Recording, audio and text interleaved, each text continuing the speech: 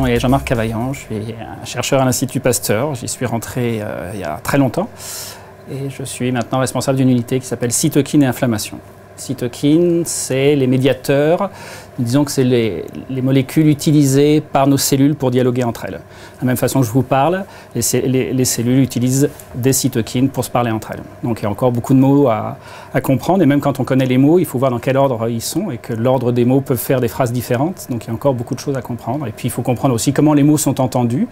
Ils ne sont pas entendus par la même façon par des différentes cellules, et donc le même mot peut dire des choses différentes à différentes cellules.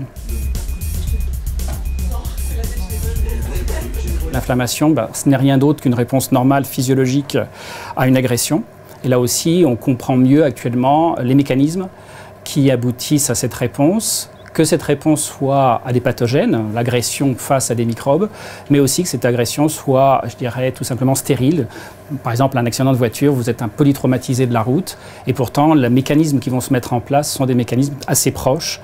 Et c'est ce qu'on comprend actuellement avec le fait que les signaux qui vont être compris par l'organisme sont compris par les mêmes capteurs qui vont derrière répondre et mettre en place une réponse physiologique pour lutter contre cette agression.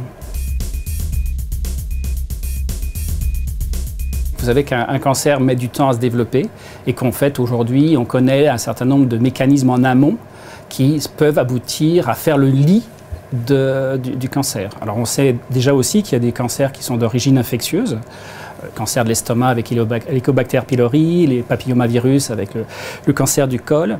Et en fait, sans doute de la même façon, ces pathogènes qui sont présents au début de l'histoire vont induire un processus inflammatoire, et c'est ce processus inflammatoire qui peut rentrer en chronicité, et cette chronicité peut aboutir, selon certains individus, tout le monde, ce n'est pas vrai chez tout le monde, il y a une grande hétérogénéité interindividuelle, mais qui peut être à l'origine du développement d'un cancer. Des marqueurs précoces de cancer existent de plus en plus.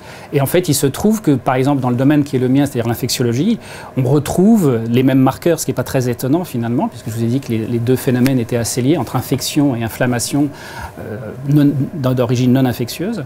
Et donc, effectivement, un certain nombre de marqueurs, et c'est ça qu'on cherche à décrire, peuvent être des indicateurs de suspicion d'un début de maladie. Et nous, par contre, ce qui nous intéresse plus dans le domaine de l'infection, c'est d'avoir des marqueurs précoces de l'infection. En fait, il n'y aura sans doute pas un marqueur, et c'est ce sur quoi nous travaillons actuellement, c'est plutôt une combinaison de marqueurs, puisque justement les marqueurs étant assez semblables dans une inflammation non infectieuse ou une inflammation infectieuse, il va falloir trouver malgré tout une sorte de profil, de définir un profil qui serait spécifique d'une infection.